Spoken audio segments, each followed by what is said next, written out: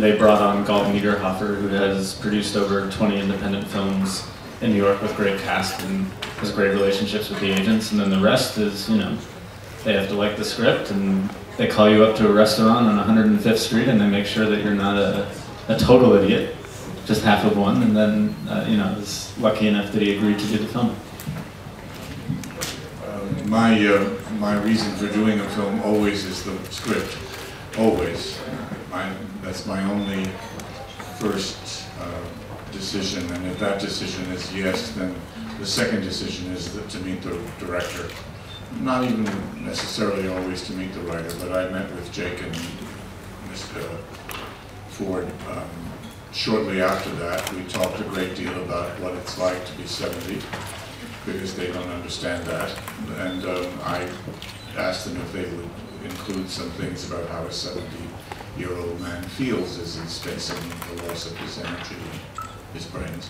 I thought it was originally a wonderful, sensitive, unusual script. I almost didn't believe anyone would make it in 2011. Because it's not the sort of film that gets made very often in America, certainly. And then they made some beautiful changes. They made it better. I said yes, and it took about, I think, maybe 7 months from that day to start.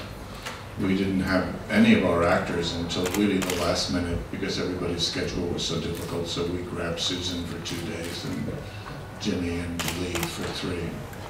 It was like making a movie in a barn, like an old Judy Garland, Mickey Rooney show, but I'm surprised and very grateful at how well it's turned out. There's an actress in a suit.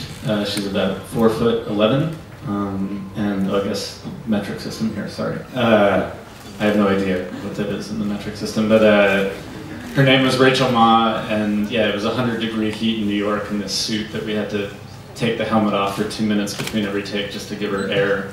And then sometimes there would be no one there at all. You know, it'd be just the suit standing there, just the robot torso in an apple box, and you know, Frank had a lot of different things to contend with opposite him. And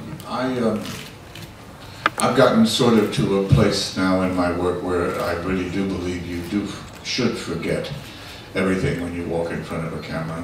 You should know your lines, and you should know what they mean. And then you should just get in front of the camera and try to mean them when you say them. So it's a lovely time for me in that respect. And working opposite the robot was really no different than working opposite a live actor, because if you really mean what you're doing, it doesn't matter if the thing in front of you is inanimate. And I've worked with a number of actors who are more inanimate than a robot, so it wasn't really all that difficult.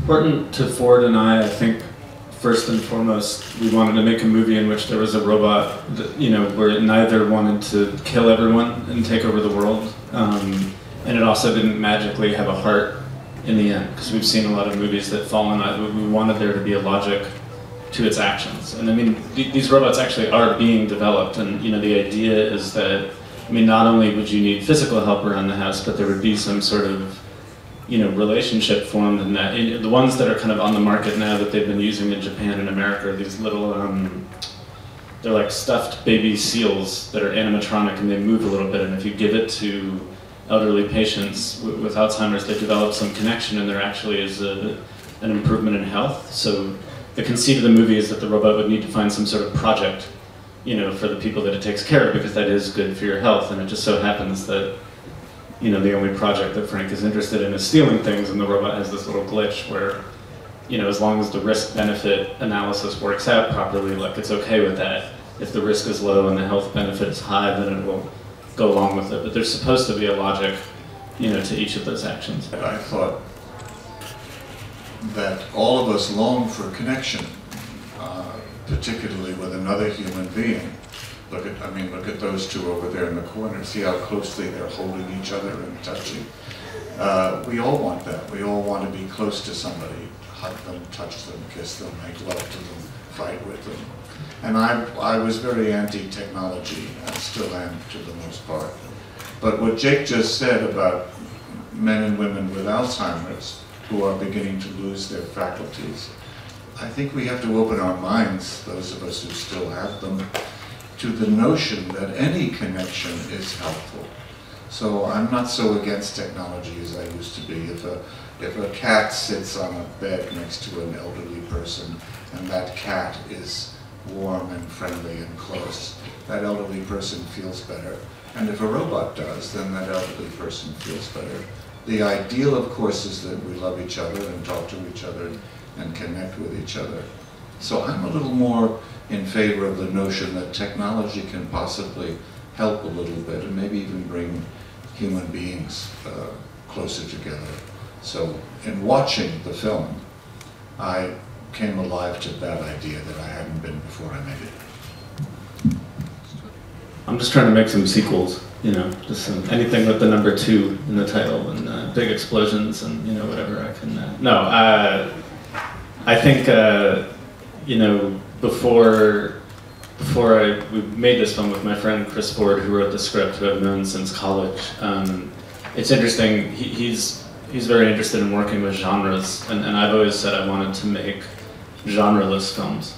And because the nice thing with a genreless film is that you don't know how it's going to end, you don't know where it's headed. And the film ends up being an odd sort of mix between those two things, where I don't think it's genreless, but it's more like 4 different genres all kind of mixed into one, and hopefully it works out. But I think that, I mean, I don't know what I'm going to do next, but ideally I'd like to keep working in that mold where it's films where you don't have such a strong, there's not such a strong blueprint for the way it will end. You know, so that the genre isn't dictating where it's headed, but the characters do instead. I know that I want Jake to write Robot and Frank too, and the robot is female, and Frank gets his mind back, and the rest of him, and they have a relationship that goes beyond the one I had in the film. Alors, si